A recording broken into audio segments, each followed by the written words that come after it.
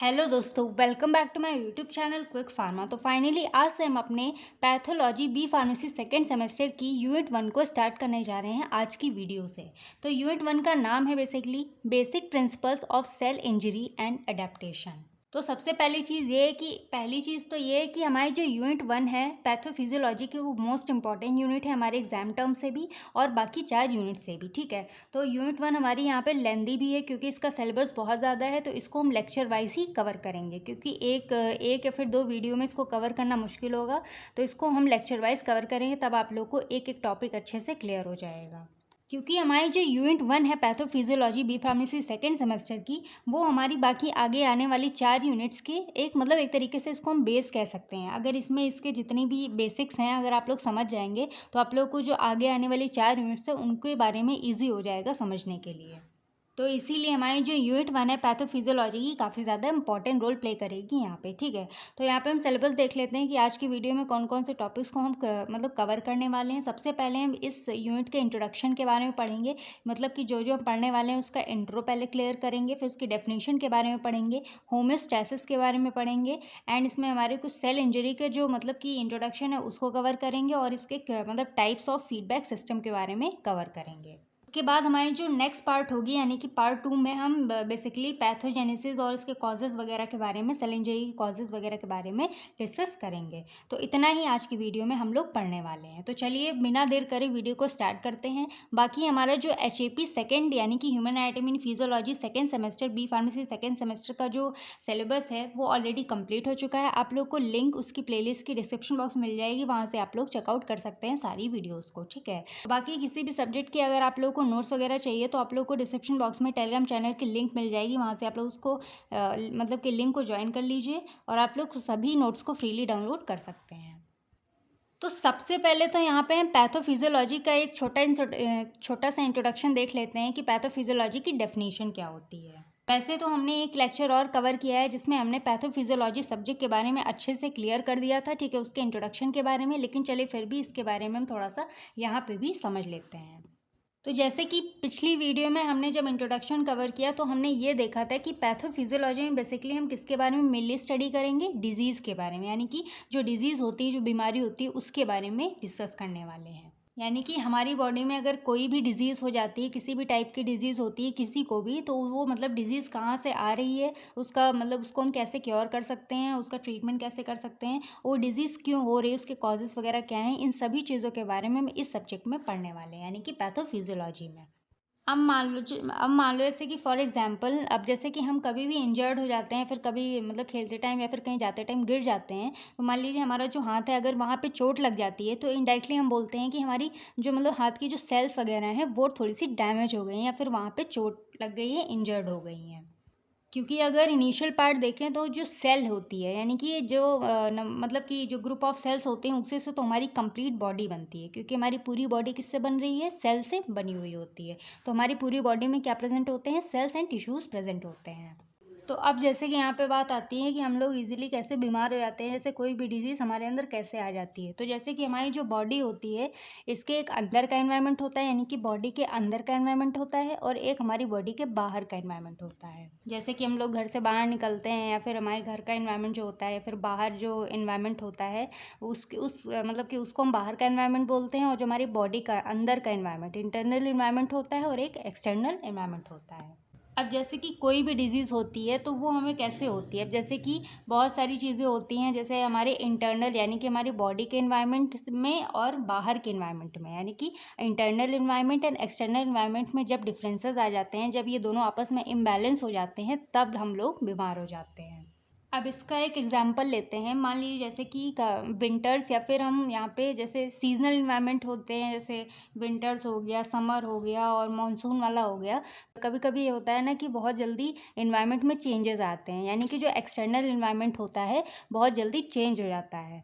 कि कभी सर्दी हो गई, मतलब कभी बारिश हो गई, कभी बहुत तेज़ धूप हो गई, तो उसकी वजह से क्या होता है, वो सारी चीज़ें हमारे इंटरनल एनवायरनमेंट पे क्या करती हैं, अफेक्ट करती हैं। अब जैसे कि बहुत ज़्यादा गर्मी हो जाती है अचानक से, उस टाइम पे जब बारिश हो जाए, तो उस टाइम पे क्या होता है ना कि मौसम होता है वो आपस में चेंज हो जाता है, उसकी वजह से हमारा जो मतलब इंटरनल एनवायरनमेंट होता है बॉडी का, वो भी चेंज हो जाता है। उसकी वजह से हमको सर्दी, जुकाम, खांसी, बुखार ये सारी चीज़ें आ जाती हैं। तो इस वजह से हम बीमार हो जाते हैं, क्योंकि हमारे जो इंटरनल एनवायरनमेंट है और जो एक्सटर्नल एनवायरनमेंट है वो आपस में डिसबैलेंस हो जाते हैं। उसकी वजह से हमको यहाँ पे कोई भी डिजीज़ हो सकती है।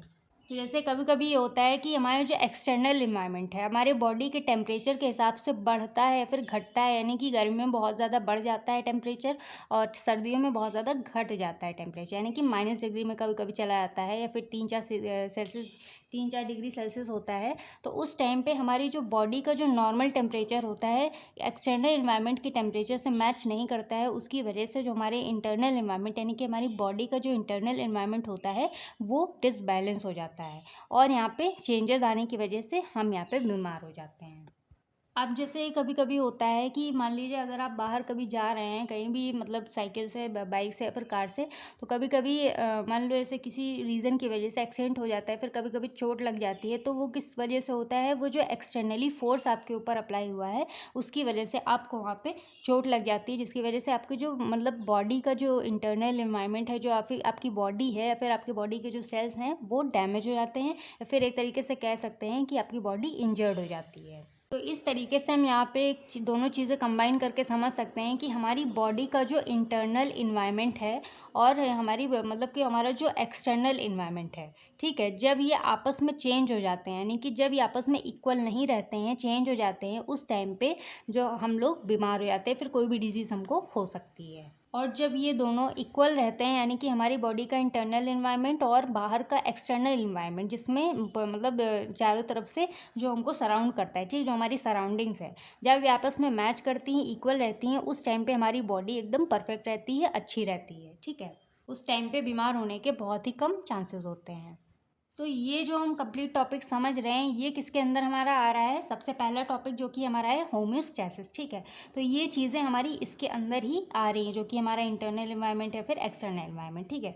तो पैथोफिजियोलॉजी तो आप समझ ही गए कि इसमें हम बेसिकली किसके बारे में स्टडी करने वाले हैं, डिजीज़ के बारे में स्टडी करने वाले हैं, and abnormal changes occur in our body functions, यानी कि जो हमारी बॉडी में जिस मतलब कोई भी डिजीज़ हो रही है तो वो हमारी बॉडी पे क्या अफेक्ट कर रही है, हमारे बॉडी ऑर्गन्स पे क्या अफेक्ट कर रही है, जिसकी वजह से कुछ नॉर्मल चेंजेस आ रहे हैं, जिसकी वजह से हमारी बॉडी के फंक्शंस चेंज हो रहे हैं, ठीक है।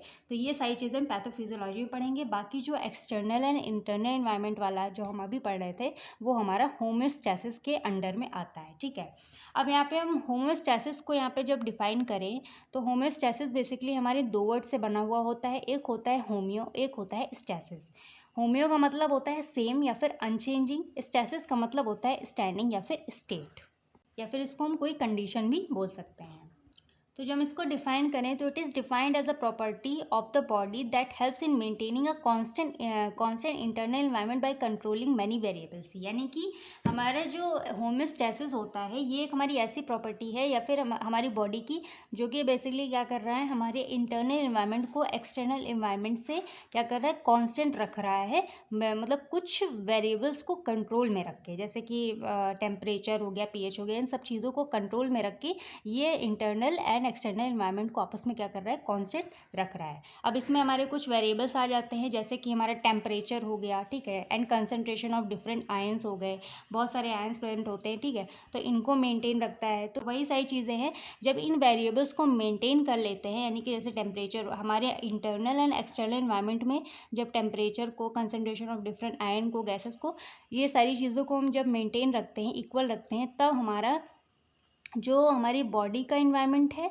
यानी कि इंटरनल इन्वायरमेंट, और जो बाहर का इन्वायरमेंट है यानी कि एक्सटर्नल इन्वायरमेंट, तो वो आपस में क्या होते हैं, कांस्टेंट होते हैं, सेम होते हैं। तो वही चीज़ यहाँ पे भी लिखी हुई है कि होम्यो का मतलब होता है सेम और स्टैसिस का मतलब होता है स्टेट। तो हमारी होम्योस्टैसिस एक ऐसी स्टेट है या फिर हमारी एक ऐसी प्रॉपर्टी हमारी बॉडी में जो कि हमारे इंटरनल एंड एक्सटर्नल इन्वायरमेंट को सेम रखती है या फिर चेंज नहीं होने देती है और कांस्टेंट रखने का काम करती है, ठीक है। अब यहाँ पे हमारे कुछ कंट्रोल ऑफ वेरिएबल्स आ जाते हैं, जैसे कि कौन कौन से वेरिएबल्स हमको कंट्रोल करने चाहिए जिसकी वजह से हमारा जो इन्वायरमेंट है वो आपस में सेम रहे। तो each variables is controlled by one और मोर रेगुलेटर्स और होम्योस्टैसिस मैकेनिज्म विच टुगेदर मेंटेन लाइफ। तो यहाँ पे हमारे कुछ वेरिएबल्स आ जाते हैं जो कि हमारे होम्योस्टैसिस मैकेनिज्म के द्वारा कंट्रोल किए जा सकते हैं, जैसे कि हमारा कोर टेम्परेचर हो गया, ब्लड ग्लूकोज हो गया, आयरन हो गया, बहुत सारी चीज़ें होती हैं। तो ये सारी चीज़ें मैंने कुछ कुछ लिख दी हैं, तो वो आप लोग देख लीजिएगा, ठीक है। तो ये हो जाता है होम्योस्टैसिस का फंडा। आई होप आप लोगों को क्लियर हो गया होगा। और ये हमारा इंपॉर्टेंट क्यों होता है, ये हमारा इसीलिए इंपॉर्टेंट होता है कि अगर हमारा इंटरनल एनवायरनमेंट यानी कि हमारी बॉडी का एनवायरनमेंट और बाहर का एनवायरनमेंट, एक्सटर्नल एनवायरनमेंट जब आपस में इक्वल रहेंगे तो हम लोग बीमार नहीं पड़ेंगे। अगर इक्वल नहीं रहेंगे तो हम लोग बीमार पड़ सकते हैं, कोई भी डिजीज़ हो सकती है, ठीक है। तो होम्योस्टैसिस एक ऐसा मतलब एक ऐसी चीज़ है जो कि हमारी बॉडी को क्या करती है, मेनटेन रखती है, यानी कि internal environment and external environment को आपस में मेनटेन करती है और कुछ वेरिएबल्स को मेंटेन रखती है, जिसकी वजह से हम लोग हेल्दी रह सकते हैं, फिट रह सकते हैं, ठीक है। अब यहाँ पे कुछ वेरिएबल्स में जैसे टेम्परेचर क्यों दिया गया है, टेम्परेचर इसीलिए जैसे कि बहुत ज़्यादा गर्मी का मौसम हो जाता है, मान लो जैसे कि 40-45 डिग्री सेल्सियस हो गया, 40-50 डिग्री सेल्सियस हो गया, तो बहुत ज़्यादा हीट होने की वजह से हमको फीवर आ सकता है या फिर और कोई भी मतलब कॉलेरा वगैरह हो सकता है या फिर डायरिया वगैरह हो सकता है। तो ये सारी चीज़ें कहाँ पे मतलब ज़्यादा टेम्परेचर की वजह से या फिर मतलब कभी कभी फूड की वजह से भी हो जाता है। गर्मियों में बहुत लोग कहते हैं ये चीज़ ना खाओ, वो चीज़ ना खाओ, तो इसकी वजह से आप लोग को ये बीमारियाँ हो सकती हैं, ठीक है। तो ये टेम्परेचर ही सबसे ज़्यादा मेन होता है जो कि मेंटेन होना ज़रूरी होता है हमारे बॉडी के अकॉर्डिंग। बाकी विंटर्स में भी अगर टेम्परेचर बहुत ज़्यादा लो चला जाता है, माइनस में चला जाता है, तब भी हमको सर्दी, जुकाम, खांसी, बुखार ये सारी चीज़ें मतलब इन सारी चीज़ों से सफ़र करना पड़ सकता है, ठीक है। तो ये सारी चीज़ें जो हमारी बॉडी में मेंटेन रहती है टेम्परेचर वगैरह, तब हमारी बॉडी जो एकदम फिट रहती है हमारे एक्सटर्नल एनवायरनमेंट से, ठीक है। तो ये सारी चीज़ें हो जाती हैं हमारी होम्योस्टैसिस के बारे में। अब हम आ जाते हैं यहाँ पे इसके कुछ कंपोनेंट्स होते हैं, फीडबैक सिस्टम के बारे में पढ़ लेते हैं। इसके कुछ मतलब फीडबैक सिस्टम्स होते हैं, तो इनको चलिए हम यहाँ पे समझते हैं। तो अब इसके कुछ कंपोनेंट्स के बारे में देख लेते हैं। तो ये जो कंपोनेंट्स ऑफ फीडबैक सिस्टम के बारे में पढ़ेंगे तो ये भी हमारा एक होम्योस्टैसिस का ही पार्ट है, ठीक है। तो जब इसके कंपोनेंट्स के बारे में पढ़ते हैं तो देख लेते हैं कि इसमें क्या क्या चीज़ें हमारी आती हैं। अब जैसे कि इसमें अगर हम देखें तो all the body organs coordinate with each other to maintain homeostasis, मतलब कि हमारी बॉडी में जितने भी ऑर्गन्स होते हैं वो आपस में कोऑर्डिनेशन करते हैं, जिसकी वजह से हमारी बॉडी का जो होम्योस्टैसिस है वो हमारा मेंटेन रह सके, ठीक है। अब यहाँ पे हमारे जैसे कि आप लोग को पता है कि हमारी बॉडी में कुछ चीज़ें होती हैं, जैसे कि एक होता है नर्वस सिस्टम तो सभी को पता है, जिसकी वजह से हमारी पूरी बॉडी क्या होती है, कंट्रोल होती है। नर्वस सिस्टम ही एक ऐसा सिस्टम होता है जो कि हमारी पूरी मतलब कि बॉडी में जितने फंक्शंस हो रहे हैं उनको कंट्रोल करने का एंड कोऑर्डिनेट करने का काम करता है। तो अब जैसे कि यहाँ पे हम न्यूरो का मतलब तो समझ गए, जो कि हमारा पूरा सीएनएस या फिर नर्वस सिस्टम होता है, ठीक है, जो कि हमारे पूरे बॉडी में जितने फंक्शंस हो रहे हैं उनको कंट्रोल एंड कोऑर्डिनेट करने का काम करता है, ठीक है। अब हमारा सेकंड आ जाता है इसमें एंडोक्राइन सिस्टम। तो एंडोक्राइन सिस्टम का मेन काम ये होता है कि एक तरीके से इसको मैसेंजर बोल सकते हैं, या फिर ये हमारी बॉडी में कुछ हार्मोन्स को क्या करता है, रिलीज़ करता है, सिग्नल्स को रिलीज़ करता है, जो कि हमारी बॉडी को कंट्रोल एंड कोऑर्डिनेट करने में ये हेल्पफुल होते हैं। यानी कि या फिर ये भी कह सकते हैं कि हमारा जो एंडोक्राइन सिस्टम होता है हमारी बॉडी में जितने फंक्शंस हो रहे हैं उनको मतलब कि हमारी बॉडी को एक तरीके से मेंटेन करने का काम करता है, ठीक है। तो ये हमारा हो जाता है। इसको जब हम एग्जाम्पल के टर्म में समझाएंगे तब आप लोगों को ज़्यादा समझ में आएगा। अब यहाँ पे हमारे होम्योस्टैसिस में हमारे बेसिकली 3 कंपोनेंट्स होते हैं, यानी कि हमारे होम्योस्टैसिस की जो पूरी प्रोसेस होती है उसमें हमारे यहाँ पे 3 कंपोनेंट्स आ जाते हैं। तो एक हमारे यहाँ पे आ जाता है रिसेप्टर्स, एक होता है कंट्रोल सेंटर और एक होता है इफेक्टर्स। तो चलिए इन तीनों कंपोनेंट्स के बारे में यहाँ पे हम समझ लेते हैं। अब जैसे कि पहला हमारे यहाँ पे आ जाता है रिसेप्टर्स, तो इसको हम देखें तो it is a type of sensor, यानी कि एक तरीके से हमारे ये सेंसर का काम करता है। वो कैसे करता है चलिए यहाँ पे समझते हैं। तो मान लो जैसे कि गर्मियों के मौसम में काफ़ी ज़्यादा मतलब कि 40-45 डिग्री सेल्सियस हो जाता है, तो अगर कभी भी घर से बाहर निकलते हैं तो धूप की वजह से हमारी जो स्किन होती है, स्किन काफ़ी ज़्यादा हीट हो जाती है ज़्यादा देर बाहर रहने से। तो एक तरीके से बोल सकते हैं कि यहाँ पे जो हमारी मतलब बॉडी होगी, बॉडी की इसकी जो स्किन है वो एक तरीके से हमारी रिसीवर की तरह काम करती है, रिसेप्टर की तरह काम करेगी। तो जो हमारे बाहर का यानी कि जो हमारा एक्सटर्नल एनवायरनमेंट है, बाहर का जो एनवायरनमेंट है उसमें जो भी मतलब कि जो भी टेम्परेचर है उसको हमारी जो बॉडी होगी वो एक तरीके से रिसेप्टर्स या फिर रिसीवर की तरह यहाँ पे डिटेक्ट करती है, ठीक है। फिर हमारा सेकंड आ जाता है कंट्रोल सेंटर। अब जैसे जैसे कि कंट्रोल सेंटर की बात करें तो it receive the stimuli from receptors and analyse it. अब जैसे कि कंट्रोल सेंटर यानी कि हमारी बॉडी में जो सीएनएस वाला पार्ट होता है, जैसे हमारी बॉडी ने मतलब हमारी बॉडी की स्किन ने जब हीट को यहाँ पे मतलब कि रिसीव किया, उसके बाद ये जो मतलब मैसेज है ये हमारा कहाँ चला गया, सीएनएस कंट्रोल सेंटर के पास चला गया। उसके बाद जो हमारा सीएनएस होगा यानी कि कंट्रोल सेंटर जो एक तरीके से है वो इस चीज़ को एनालाइज करेगा और यहाँ पे देखेगा कि हमको यहाँ पे क्या चीज़ करनी है, फिर उस चीज़ को कंट्रोल करने का काम कौन करेगा, हमारा सीएनएस। तो जब यहाँ पे हमारा जो मतलब कि सेंट्रल नर्वस सिस्टम होता है, सीएनएस जब इस चीज़ को ये एनालाइज कर लेता है, उसके बाद हमारा कौन सा कंपोनेंट आता है, यहाँ पे हमारा आता है इफेक्टर। तो इसका मतलब होता है it responses to maintain homeostasis. अब जैसे कि यहाँ पे रिसेप्टर ने क्या किया, रिसेप्टर ने रिसीव किया जो भी मतलब टेम्परेचर है उसको रिसीव किया, उसके बाद हमारा कहाँ चला गया मैसेज चला गया हमारा कंट्रोल सेंटर के पास यानी कि सीएनएस के पास। उसके बाद सीएनएस क्या करता है, उस चीज़ को रिसीव करता है, उसके बाद एनालाइज करता है कि हाँ हमारी बॉडी में कौन सी गड़बड़ी आ रही है। उसके बाद हमारा आ जाता है थर्ड कंपोनेंट जिसको हम बोलते हैं इफेक्टर्स। इफेक्टर यहाँ पे क्या कर रहा है, ये करता है रिस्पॉन्स। अब जैसे कि हमने सबसे पहले स्टेज पे क्या हुआ, हम बाहर निकले घर से, हमारी स्किन हीट हो गई, उसके बाद यहाँ पे एनालाइज किया किसने, कंट्रोल सेंटर ने। उसके बाद इफेक्टर क्या करता है, रिस्पॉन्स करता है। अब जैसे कि काफ़ी ज़्यादा गर्मी होने की वजह से हम लोग काफ़ी ज़्यादा स्वेटिंग हो जाती है, तो पसीना आने की वजह से जब पसीना आ जाता है तो मतलब पसीना क्या होता है, एक तरीके का लिक्विड होता है जो कि हमारी बॉडी से सिक्रीट होता है। तो उस टाइम पे हमारी बॉडी को कूलिंग प्रोवाइड करता है जिसकी वजह से हमारी जो बॉडी का टेम्परेचर है वो थोड़ा सा डिक्रीज़ हो जाए। तो काफ़ी गर्मियों में मतलब अक्सर ऐसा होता है, हमारी नॉर्मल लाइफ डेली लाइफ का एक तरीके से हम कह सकते हैं कि यहाँ पे इफेक्टर ने हमारा क्या किया, रिस्पॉन्स किया कि जब पसीना आ गया तो हमारी बॉडी का जो टेम्परेचर वो नॉर्मल स्टेज पे आ जाता है, जिसकी वजह से हमारा जो बॉडी का होम्योस्टेसिस है वो मेंटेन हो जाता है यानी कि बैलेंस हो जाता है। ठीक है, तो ये हमारे हो जाते हैं इसके कुछ 3 कंपोनेंट्स के बारे में। आई होप आप लोगों को समझ में आ गए होंगे। अब यहाँ पे जो हमारा इफेक्टर होता है वही एक्चुअल में हमारा फीडबैक सिस्टम होता है। अब चलिए इसको हम समझ लेते हैं कि इफेक्टर हमारा फीडबैक सिस्टम कैसे कहलाता है। ठीक है, तो चलिए अब हम फीडबैक सिस्टम के बारे में समझ लेते हैं। तो फीडबैक सिस्टम हमारा वो सिस्टम होता है, अगर इसको हम डिफाइन करें तो control centres in the brain and other part of the body monitor and reacts to deviations from homeostasis using feedback mechanism. तो अब यहाँ पे मान लो जैसे कि हमारे इंटरनल इन्वायरमेंट में यानी कि हमारी इंटरनल बॉडी में अगर कोई भी चेंजेस आते हैं तो हमारा जो फीडबैक सिस्टम होता है वो एक्चुअल में हमारी होम्योस्टेसिस को मेंटेन करने का काम करता है बाय यूजिंग फीडबैक मैकेनिज्म। यानी कि फीडबैक मैकेनिज्म एक तरीके से एक वर्क करता है जिससे कि हमारे जो बॉडी का इंटरनल इन्वायरमेंट है वो हमारे होम्योस्टेसिस को मेंटेन कर सके। यानी कि मान लो हमारे बॉडी में यानी कि जो इंटरनल इन्वायरमेंट है और जो एक्सटर्नल इन्वायरमेंट है, ठीक है, अगर इन दोनों में कोई गड़बड़ी होती है तो हमारी बॉडी में आता है एक फीडबैक सिस्टम जो कि हमारा क्या करता है, इस मतलब कि इन दोनों को मेंटेन करने का काम करता है। एक तरीके से बोल सकते हैं हमारी इंटरनल बॉडी का मतलब कि हमारे internal environment and external environment में दोनों को इक्वालिटी में लाता है, हमारे मतलब हमारे होम्योस्टेसिस को मेंटेन करने का काम करता है। अब ये हमारे बॉडी में 2 फीडबैक सिस्टम्स होते हैं, एक होता है नेगेटिव फीडबैक सिस्टम, एक होता है हमारा पॉजिटिव फीडबैक सिस्टम। अब ये दोनों क्या होते हैं, चलिए ये समझ लेते हैं। नेगेटिव फीडबैक सिस्टम, नेगेटिव से आप समझ सकते हैं कि किसी चीज़ को ये क्या कर रहा है, घटा रहा है। तो जैसे हमारी बॉडी में कोई चीज़ ज़्यादा हो जाती है तो ये उसको घटाने का काम करता है, ठीक है। और जो पॉजिटिव फीडबैक सिस्टम होता है यानी कि हमारी बॉडी में कोई चीज़ कम हो जाती है तो उसको ज़्यादा यानी कि बढ़ाने का काम करता है, ठीक है। तो नेगेटिव फीडबैक सिस्टम एक्चुअल में क्या कर रहा है, किसी चीज़ को घटा रहा है। पॉजिटिव फीडबैक सिस्टम क्या कर रहा है, किसी चीज़ को बढ़ा रहा है। अब इसको हम एग्जाम्पल के टर्म में आगे समझेंगे। तो चलिए अब हम इन दोनों को यहाँ पे इन दोनों फीडबैक सिस्टम को यहाँ पे हम समझ लेते हैं, ठीक है। पहला हमारा यहाँ पे आ जाता है पॉजिटिव फीडबैक सिस्टम, ठीक है। अब इसका मतलब होता है कि इट यूज टू इंक्रीज, यानी कि ये क्या कर रहा है, किसी भी घटी हुई चीज़ को बढ़ा रहा है, ठीक है। तो positive feedback system increase the abnormal responses instead of reversing it to normal level. अब जैसे कि हमारी बॉडी में जैसे कोई चीज़ एबनॉर्मल रिस्पॉन्सेज दे रही है या फिर हमारी बॉडी में कोई चीज़ कम हो जाती है तो हमारा पॉजिटिव फीडबैक सिस्टम उसको क्या करता है, बढ़ाता है और उसको नॉर्मल लेवल पे लेके आता है। यानी कि किसी भी एबनॉर्मल रिस्पॉन्सेज को क्या करता है, नॉर्मल लेवल पे लाता है बाय इंक्रीजिंग, ठीक है। अब इसका एग्जांपल आ जाता है जैसे कि ड्यूरिंग चाइल्ड बर्थ।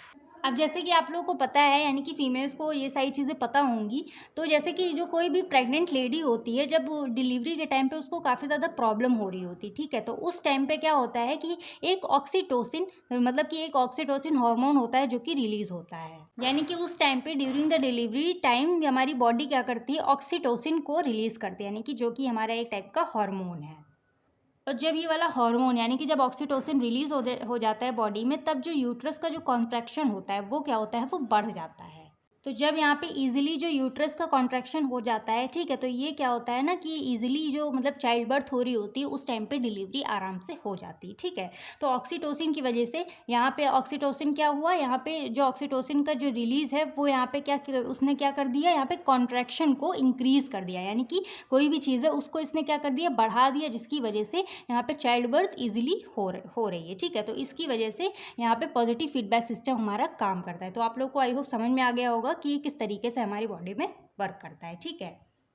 यहाँ पे एक एग्जाम्पल भी मैंने यहाँ पे दे दिया है, ठीक है। तो जैसे कि यहाँ पे जो मतलब कि जो ऑक्सीटोसिन हार्मोन है जब यहाँ पे रिलीज़ किया जाता है तो उस टाइम पे क्या होती है, जो यूट्रस की वॉल्स होती हैं वो क्या होती हैं, कॉन्ट्रैक्ट होने लगती हैं, ठीक है। यूट्रस की वॉल जो कॉन्ट्रैक्ट होंगी तो यहाँ पे क्या लगेगा, यहाँ पे प्रेशर लगता है। उस फोर्स की वजह से जो बेबी का हेड होता है वो सर्विक्स, मतलब जो सर्विक्स होती है तो वो क्या होती है, वो इंक्रीज़ हो जाती है। इंक्रीज़ हो जाती है तो जो बेबी का हेड होता है वो ईजिली बाहर आ जाता है, ठीक है। अब सर्विक्स यहाँ पे स्ट्रेच होने की वजह से यहाँ पे जो रिसेप्टर होता है, यानी कि रिसेप्टर यहाँ पे काम क्या कर रहा है, सेंसिटिव नर्व सेल को क्या कर रहा है, जो सर्विक्स की सेंसिटिव नर्व सेल्स होती है उनको क्या करता है, स्ट्रेच कर देता है, ठीक है। नर्व इम्पल्स होता है। उसके बाद यहाँ पे क्या होता है, आउटपुट में देखें तो ऑक्सीटोसिन हार्मोन यहाँ पे जो रिलीज़ हुआ होता है। फिर इफेक्टर, यानी कि यहाँ पे रिस्पांस क्या मिलता है, जो यूट्रस वॉल्स की जो मसल्स होती हैं वो यहाँ पे फोर्सफुली कॉन्ट्रैक्ट हो जाती हैं, जिसकी वजह से यहाँ पे चाइल्ड बर्थ ईजिली हो जाता है, ठीक है। तो आप यहाँ पे अगर एग्जाम में मतलब काफ़ी बार पूछा जाता है तो ये वाला एग्जाम्पल अगर देके आएंगे तो काफ़ी ज़्यादा अच्छा रहेगा, ठीक है। फिर हमारे यहाँ पे सेकेंड आ जाता है नेगेटिव फीडबैक सिस्टम।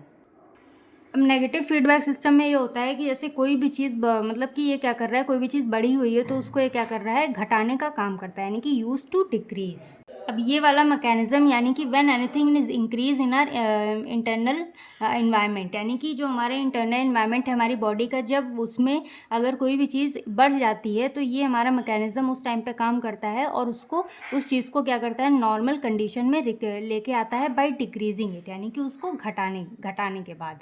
अब एग्जाम्पल आ जाता है जैसे कि हम लोगों को कभी कभी फीवर हो जाता है तो हमारी बॉडी का जो टेम्परेचर होता है, नॉर्मल टेम्परेचर 37 डिग्री सेल्सियस होता है, तो वो काफ़ी ज़्यादा बढ़ जाता है। बढ़ने की वजह से यहाँ पे हमारा जो मतलब कि बॉडी का टेम्परेचर वो काफ़ी ज़्यादा हाई हो जाता है, ठीक है।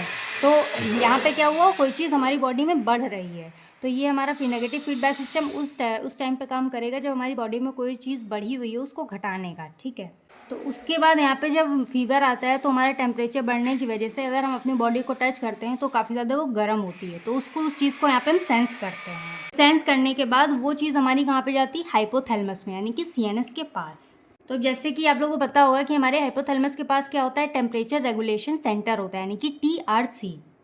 तो हमारा हाइपोथैलेमस यहाँ पे मतलब एनालाइज करता है कि हाँ जो बॉडी का टेम्परेचर वो बढ़ा हुआ है, तो उसके बाद ये क्या करता है, TRC को स्टिमुलेट कर देता है, यानी कि टेम्परेचर रेगुलेशन सेंटर को स्टिमुलेट करता है। उसके बाद यहाँ पे जैसे स्टिमुलेट होता है TRC, तो यहाँ पे जो स्वेटिंग ग्लैंड, यानी हमारी बॉडी में जो स्वेटिंग ग्लैंड होता है वो यहाँ पे इंक्रीज़ हो जाता है, उसकी वजह से स्वेटिंग आना शुरू हो जाती है, यानी कि हमारा पसीना हमारी बॉडी से आना शुरू हो जाता है। उसके बाद हमारी जो मतलब जैसे हमारी बॉडी में पसीना आएगा तो हमारी बॉडी का जो टेम्परेचर होगा वो ऑटोमेटिक डिक्रीज़ हो जाएगा बाई कूलिंग। पसीना आएगा तो हमारी बॉडी का टेम्परेचर जो होगा वो डिक्रीज़ हो जाएगा, हमारी बॉडी थोड़ी सी कूल हो जाएगी। उसके बाद जो फीवर होगा, यानी कि जो हमारी बॉडी या फिर जो फीवर का टेम्परेचर होगा वो हमारी बॉडी में डिक्रीज़ हो जाएगा और नॉर्मल स्टेज पे हमारी बॉडी आ जाएगी, यानी कि हमारी बॉडी का नॉर्मल टेम्परेचर हो जाएगा। तो इस तरीके से हमारा यहाँ पे नेगेटिव फीडबैक सिस्टम काम करता है। तो ये हो जाता है इसका एग्जाम्पल। और कभी कभी ऐसा भी होता है, जैसे कभी कभी अगर फीवर आ जाए तो उस टाइम पे अगर हम मतलब चादर ओढ़ के अगर सो जाते हैं तो हमारा जो मतलब कुछ टाइम बाद 1-2 घंटे बाद जो टेम्परेचर होता है वो ऑटोमेटिक डिक्रीज़ हो जाता है, क्योंकि पसीना आएगा तो हमारी बॉडी कूल हो जाएगी, जिसकी वजह से हमारा जो फीवर है वो एकदम से चला जाता है और हमारी बॉडी नॉर्मल स्टेज पे आ जाती है, ठीक है। तो ये हो जाता है हमारा पॉजिटिव फीडबैक सिस्टम है, negative feedback system. I hope आप लोगों को दोनों समझ में आ गए होंगे और होम्योस्टैसिस भी समझ में आ गया होगा। तो यहाँ पे हमारे यहाँ पे हो गया होम्योस्टैसिस, ठीक है, इसकी डेफिनेशन हो गई, होम्योस्टैसिस हो गया, कंट्रोल ऑफ वेरिएबल्स हो गए, कंपोनेंट ऑफ फीडबैक सिस्टम हो गया और यहाँ पे फीडबैक सिस्टम के बारे में हो गया। अब हमारा नेक्स्ट टॉपिक यहाँ पे आ जाता है जिसका हम इंट्रोडक्शन जानने वाले हैं, सेल इंजरी। जो हमारा यहाँ पे सेल इंजरी टॉपिक है ये हमारा मोस्ट इम्पॉर्टेंट टॉपिक होने वाला है, ठीक है। अब जैसे मैंने आप लोग को ये भी बताया था कि हमारा होम्योस्टैसिस भी काफ़ी ज़्यादा इंपॉर्टेंट रोल प्ले कर रहा है, क्योंकि हमारा सेल इंजरी भी उसी से एक तरीके से कनेक्टेड है। अब जैसे कि मान लो ये हमारा मतलब कि सेल है, ठीक है, यानी कि हमारा इंटरनल इन्वायरमेंट और ये हमारा एक्सटर्नल इन्वायरमेंट हो जाता है, ठीक है। तो अब जैसे कि मैंने आप लोगों को पहले बताया कि यहाँ पे मान लो जैसे कि कभी कभी जो हमारा एक्सटर्नल इन्वायरमेंट है, जब उस टाइम पे मान लो कभी कभी हम लोग को चोट लग जाती है या फिर एक्सीडेंट वगैरह हो जाता है, मतलब अनफॉर्चुनेटली, ठीक है। तो जब वो कोई चीज़ ज़्यादा हो जाती है, यानी कि ज़्यादा चोट वगैरह लग जाती है, फिर ज़्यादा इंजरी वगैरह हो जाती है हमारी बॉडी में, तो उस टाइम पे स्ट्रेस बढ़ जाता है, यानी कि स्ट्रेस बहुत ज़्यादा हो जाता है। तो उस टाइम पे यानी कि ज़्यादा अमाउंट में जब इंजरी होती है हमारी बॉडी में, तो उस टाइम पे हमारे जो बॉडी के सेल्स होते हैं, यानी कि हमारी कंप्लीट बॉडी किससे बनी हुई है, सेल से बनी हुई है, तो हमारी जो मतलब सेल्स होते हैं उस टाइम पे हमारे सेल्स उस चीज़ को हैंडल नहीं कर पाते हैं। अब जैसे कि भाई अगर ज़्यादा टूट फूट गया या फिर ज़्यादा मतलब भयानक सा एक्सीडेंट हो गया, फिर ज़्यादा चोट वगैरह लग गई, तो उस टाइम पे हमारे जो सेल्स हैं वो कहाँ पे हैंडल कर पाएंगे, ठीक है। जब हैंडल नहीं कर पाएंगे तो उस टाइम पे हमारे सेल्स क्या होते हैं, इंजर्ड हो जाते हैं, यानी कि इंजर्ड हो जाते हैं, फिर डैमेज हो जाते हैं। यानी कि हमारा सेल यहाँ पे पिचक जाएगा, फिर कहीं से टूट जाएगा, या फिर ज़्यादा मतलब उसमें प्रॉब्लम हो जाती है, फ्रैक्चर वगैरह हो जाता है। तो जब मतलब कि हमारे एक्सटर्नल इन्वायरमेंट से जब बहुत ज़्यादा स्ट्रेस, यानी कि फोर्सफुली स्ट्रेस हमारी सेल्स पे पड़ता है, या फिर बहुत भयानक चोट लग जाती है, तो उस टाइम पे हमारे जो सेल्स होते हैं वो रप्चर हो जाते हैं या फिर डैमेज हो जाते हैं। एक तरीके से हम बोल सकते हैं कि सेल इंजरी हो जाती है। तो इसी वाली कंडीशन को यहाँ पे हम पढ़ने वाले हैं, सेल इंजरी।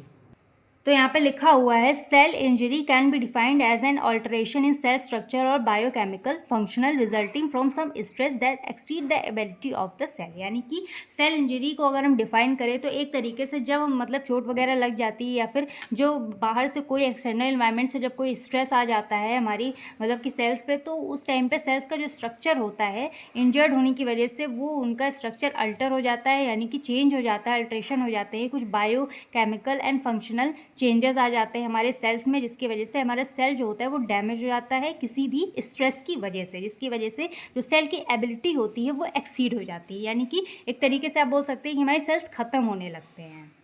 अब मान लो जैसे कि कोई भी मतलब वेराइटी ऑफ स्ट्रेसेस होते हैं, बहुत सारे स्ट्रेस होते हैं, जब वो सेल इनकाउंटर करते हैं तो उसकी वजह से हमारा यहाँ पे जो एक्सटर्नल और इंटरनल इन्वायरमेंट होता है वो चेंज हो जाता है, जो कि किससे लीड करता है, सेल इंजरी से लीड करता है, ठीक है। यहाँ पे बहुत सारे स्ट्रेस होते हैं जिसकी वजह से यहाँ पे हमारा क्या होता है, मतलब कि यहाँ पे एक्सटर्नल इंटरनल इन्वायरमेंट चेंज होता है, जिसकी वजह से हमको सेल इंजरी हो जाती है, ठीक है। अब यहाँ पे हम इसको डिफाइन करें तो when stress is mild to moderate the injured cell में recover while injury in persistence cell में डाई। यानी कि यहाँ पे जो स्ट्रेस होता है, जैसे कि चोट वगैरह होती है, जो हमारा फोर्सफुली स्ट्रेस आ रहा है हमको, जो मिल रहा है एक्सटर्नल इन्वायरमेंट से हमारे इंटरनल इन्वायरमेंट में, जो अगर वो माइल्ड से मॉडरेट होता है तब तो मतलब जब अगर उस टाइम पे सेल इंजर्ड होता है तो थोड़ा बहुत होता है, तो उस टाइम पे क्या होता है, हमारा जो सेल होता है वो रिकवर हो जाता है उस मतलब कि during that injury, mild to moderate में, ठीक है। लेकिन अगर परसिस्टेंट सेल्स जब मतलब कि बहुत ज़्यादा स्ट्रेस हो जाता है तो उस टाइम पे सेल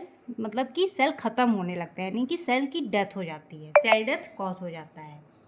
तो एक तरीके से ये भी कह सकते हैं कि व्हेन इंजरी सीवियर, यानी कि अगर माइल्ड टू मॉडरेट है तब तो हमारा जो सेल होगा वो रिवर्सिबल होगा, वो फिर से हमारा सही हो सकता है।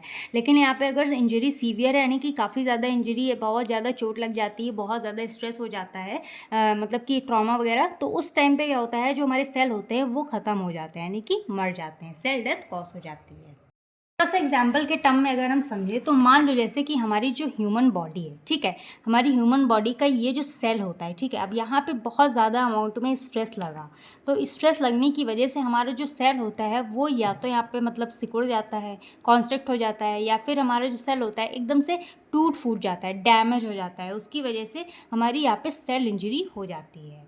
या फिर यहाँ पे मतलब स्ट्रक्चर इसका चेंज हो गया, बायोकेमिकल फंक्शनल चेंजेस आ गए हमारे किसमें, सेल्स में, तो उस टाइम में हमारे क्या होते हैं, हमारी बॉडी में अब जैसे कि सेल का काम क्या होता है, ये एटीपी को जनरेट करता है, यानी कि एक तरीके से क्या कर रहा है, हमारी बॉडी में एनर्जी को जनरेट करता है। उस टाइम पे ये हमारा फंक्शन ही नहीं शो कर पा रहा है, तो ये सारी चेंजेस आ जाते हैं जब हमारे सेल्स पे स्ट्रेस पड़ता है, ठीक है। तो उस टाइम पे हमारी जो सेल होती है वो इंजर्ड हो जाती है।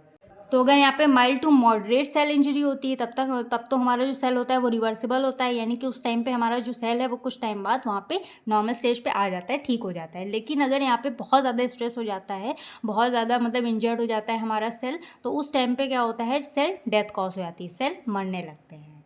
तो एक तरीके से आप लोग को सेल इंजरी के बारे में समझ में आ गया होगा कि हमारी बॉडी में अगर कोई एक्सटर्नली फोर्स लगता है, यानी कि एक्सटर्नल इन्वायरमेंट से कोई फोर्सफुली स्ट्रेस हमको मिलता है, तो उस टाइम पे हमारी बॉडी जो होती है वो पूरी तरीके से इंजर्ड हो जाती है, जिसकी वजह से यहाँ पे उसको हम बोल सकते हैं कि सेल इंजरी, क्योंकि हमारी पूरी बॉडी किससे बनी हुई है? सेल से बनी हुई है। जब हमारी सेल्स इंजर्ड हो जाएंगे तो हमारी बॉडी मतलब कि उसमें सेल्स में काफ़ी ज़्यादा स्ट्रक्चर, बायोकेमिकल फंक्शन, सारी चीज़ चेंजेस आ जाएंगे। उसकी वजह से हमारे जो सेल होते हैं सेल डेथ कॉज होना शुरू हो जाते हैं। तो अब जैसे कि हमारी बॉडी है, अब मान लो जैसे कि यहाँ पे हमारी बॉडी में अगर कोई भी इंजरी वगैरह होती है, सेल में कोई इंजरी वगैरह होती है, तो ये बेसिकली हमारी 3 तरीके से रिस्पॉन्ड करती है टू एनी स्ट्रेस, यानी कि किसी भी स्ट्रेस को 3 तरीके से हमारी जो सेल है या फिर नॉर्मल टिश्यू है वो हमारी रिस्पॉन्स करती है। ठीक है, अब यहाँ पे सेल रिस्पॉन्स करती है 3 तरीके से। एक हमारा होता है सेलुलर एडेप्टेशन, सेकेंड होता है रिवर्सिबल सेल इंजरी, थर्ड होता है इरिवर्सिबल सेल इंजरी। तो अब जैसे कि यहाँ पे एग्जाम्पल आ जाता है सबसे पहले सेलुलर एडेप्टेशन का। मान लो जैसे कि हमारा कोई भी सेल है, ठीक है, वो उसको सिर्फ एक लोअर स्ट्रेस मिला है। जैसे कि हम लोग नॉर्मली घर के अंदर बैठे हुए हैं, ठीक है, अगर इन्वायरमेंट में कोई चेंजेस आ रहे हैं, अगर मतलब कि मौसम में कोई चेंज आ रहा है, उसकी वजह से हम हल्का फुल्का मतलब खांसी जुकाम बुखार हो गया, तो उसको हम बोलेंगे यहाँ पे लो स्ट्रेस, क्योंकि उससे हमको कोई मतलब बहुत ज़्यादा हानि नहीं होती है कि इसकी वजह से हमारे सेल्स मर सकते हैं या फिर सेल डेथ हो सकती है, फिर हमारे सेल एकदम से इंजर्ड हो जाए, उसको हम यहाँ पे लो स्ट्रेस बोलेंगे। ठीक है, जिसकी वजह से हमारे जो सेल्स हैं वो मतलब कि ज़्यादा डैमेज नहीं होते हैं या फिर हमको बहुत ज़्यादा प्रॉब्लम नहीं देखने को मिलती है। सेकेंड आती है रिवर्सिबल सेल इंजरी। अब रिवर्सिबल इसलिए बोला गया है क्योंकि मतलब कोई चीज़ यहाँ पे रिवर्स हो सकती है। ये होता है माइल्ड टू मॉडरेट स्ट्रेस। अब यहाँ पे मान लो जैसे कि रिवर्सिबल सेल इंजरी है, तो माइल्ड टू मॉडरेट यानी कि जो स्ट्रेस था लेकिन यहाँ पे थोड़ा था, जिसकी वजह से यहाँ पे मतलब स्ट्रेस को हम रिमूव कर सकते हैं। उसके बाद हम जो हमारी मतलब कि यहाँ पे जो सेल है उसको हम रिपेयर या फिर हील कर सकते हैं। ठीक है, यहाँ पे मतलब स्ट्रेस खत्म हो सकता है, यहाँ पे हमारे जो सेल है उनको रिपेयर किया जा सकता है, हील किया जा सकता है, फिर से नॉर्मल सेल को हम रिस्टोर कर सकते हैं। ठीक है, तो ये हमारा हो जाता है माइल्ड टू मॉडरेट स्ट्रेस। फिर हमारा आता है सीवियर स्ट्रेस। अब सीवियर स्ट्रेस में कोई भी गुंजाइश नहीं होती है, इसको हम इरिवर्सिबल सेल इंजरी बोलते हैं। इरिवर्सिबल मतलब जिसको हम रिवर्स ना कर सकें। तो इसमें डायरेक्टली जैसे कि बहुत ज़्यादा चोट लग गई या फिर बहुत भयानक एक्सीडेंट हो गया, एक्सटर्नल इन्वायरमेंट्स में काफ़ी ज़्यादा फोर्सफुली स्ट्रेस दे दिया, ट्रॉमा दे दिया, तो उसकी वजह से हमारा जो सेल होता है वो एकदम सीवियर सेल इंजरी हो जाती है, जिसकी वजह से सीवियर स्ट्रेस होने की वजह से जो सेल होते हैं उनमें एबिलिटी नहीं बचती है खुद को रिकवर करने की। उस टाइम पे हमारे जो सेल होते हैं एकदम एक्सीड हो जाते हैं, एकदम ख़त्म हो जाते हैं, जिसकी वजह से यहाँ पे सेल डेथ कॉज हो जाती है। ठीक है, तो पहला यहाँ पे लो स्ट्रेस था, सेलुलर एडेप्टेशन। ठीक है, यहाँ पे हमारे सेलुलर एडेप्टेशन में यहाँ पे आ जाते हैं 4-5 चीज़ें आ जाती है, जैसे कि एट्रोपी, हाइपरट्रॉफी, हाइपरप्लासिया, मेटाप्लासिया, डायस्प्लासिया। इसको हम नेक्स्ट वीडियो में कवर करेंगे डिटेल्स में। बाकी माइल्ड टू मॉडरेट स्ट्रेस में रिवर्सिबल सेल इंजरी, जिसको यानी कि यहाँ से स्ट्रेस हम रिमूव कर सकते हैं, सेल को फिर से रिपेयर एंड हील कर सकते हैं। ठीक है, तो ये होता है माइल्ड टू मॉडरेट, जिसको यहाँ पे जो हमारे सेल्स है फिर से नॉर्मल स्टेज पे आ सकते हैं। थर्ड है सीवियर स्ट्रेस, जो कि हमारा इरिवर्सिबल सेल इंजरी होती है, जिसमें हम सेल को ठीक नहीं कर सकते हैं, यहाँ पे डायरेक्ट सेल की डेथ हो जाती है, यानी कि सेल्स मर जाते हैं। तो वही सारी चीज़ें मतलब कि यहाँ पे भी मैंने लिखी हुई है सेलुलर एडेप्टेशन में भी। जैसे कि यहाँ पे ये ऐसी स्टेट होती है जिसमें फिजियोलॉजिकल स्ट्रेस होता है और पैथोलॉजिकल इंजरी हो जाती है, जिसकी वजह से जो मतलब सेल्स होते हैं यहाँ पे थोड़ा बहुत अफेक्ट हो जाते हैं, और यहाँ पे इन्वायरमेंट में यानी कि इन्वायरमेंट चेंजेस होने की वजह से थोड़ा बहुत अफेक्ट होंगे, लेकिन यहाँ पे जो सेल होगा वो उस चीज़ को अडेप्ट कर लेगा, फिर यहाँ पे स्ट्रेस हट जाता है। ठीक है, तो इसका यहाँ पे मतलब कि इसको हम नॉर्मल स्टेज पे भी ले आ सकते हैं और स्ट्रेस को रिमूव कर सकते हैं। इस पर एग्जांपल आ जाता है एट्रोपी एंड डायप्लेसिया। सेकंड आता है रिवर्सिबल सेल इंजरी। ये इस कंडीशन में क्या होता है, माइल्ड टू मॉडरेट स्ट्रेस होता है, यानी कि थोड़ा ज़्यादा स्ट्रेस हो जाता है। उसके बाद यहाँ पे मतलब सेल पे अप्लाई होता है, जिसकी वजह से हम मतलब एक तरीके से इसको हम रिवर्सिबल भी कह सकते हैं, जिसमें हम मतलब कि स्ट्रेस को रिमूव कर सकते हैं और सेल को रिपेयर एंड हील कर सकते हैं। थोड़ा टाइम लगेगा लेकिन हमारे सेल यहाँ पे रिपेयर हो जाते हैं। जैसे कि सेल स्वेलिंग, सेल मतलब कि जैसे कभी कभी होता है कि हमारी बॉडी में थोड़ा बहुत कहीं भी स्वेलिंग आ जाती है चोट लगने की वजह से, लेकिन कुछ टाइम बाद ट्रीटमेंट की वजह से हमारे जो सेल्स होते हैं वो रिपेयर हो जाते हैं, हील हो जाते हैं, जिसकी वजह से सेल स्वेलिंग खत्म हो जाती है, यानी कि हमारी जो सेल हैं वो नॉर्मल स्टेज पे आ जाते हैं। थर्ड आता है यहाँ पे इरिवर्सिबल सेल इंजरी। इसमें क्या होता है इसमें एक्चुअल में ये होता है कि ये मतलब कि जो मतलब हमारे जो सेल्स हैं या फिर यहाँ पे बहुत ज़्यादा एक्यूमुलेशन हो जाता है कुछ टॉक्सिक सब्सटेंसेस का, जिसकी वजह से लॉन्गर टाइम तक रहता है, जिसकी वजह से यहाँ पे जो सेल इंजरी होती है वो काफ़ी ज़्यादा हो जाती है और ये इरिवर्सिबल सेल इंजरी होती है। इसमें डायरेक्ट सेल की डेथ हो जाती है, यानी कि सेल्स मरने लगते हैं। अब यहाँ पे आ जाता है जैसे कि कैल्सिफिकेशन एंड निक्रोसिस। तो आई होप आप लोगों को सेल इंजरी का थोड़ा बहुत फंडा यहाँ पे क्लियर हो गया होगा ये तीनों चीज़ों के बारे में, और इसको डिटेल्स में एकदम अच्छे से मतलब कि डिस्कस करेंगे नेक्स्ट पार्ट में। तो ये हमारा हो जाता है सेल इंजरी का इंट्रोडक्शन, और हमारा होम्योस्टैसिस वगैरह हो जाता है, फीडबैक सिस्टम। आई होप आप लोग को सारा कुछ समझ में आ गया होगा। अगर आप लोग को इस वीडियो से रिलेटेड कोई भी डाउट होता है आप लोग कमेंट सेक्शन में पूछ सकते हैं। मिलते हैं नेक्स्ट वीडियो में नेक्स्ट टॉपिक के साथ। तब तक के लिए do like share comment and subscribe to my YouTube channel Quick pharma.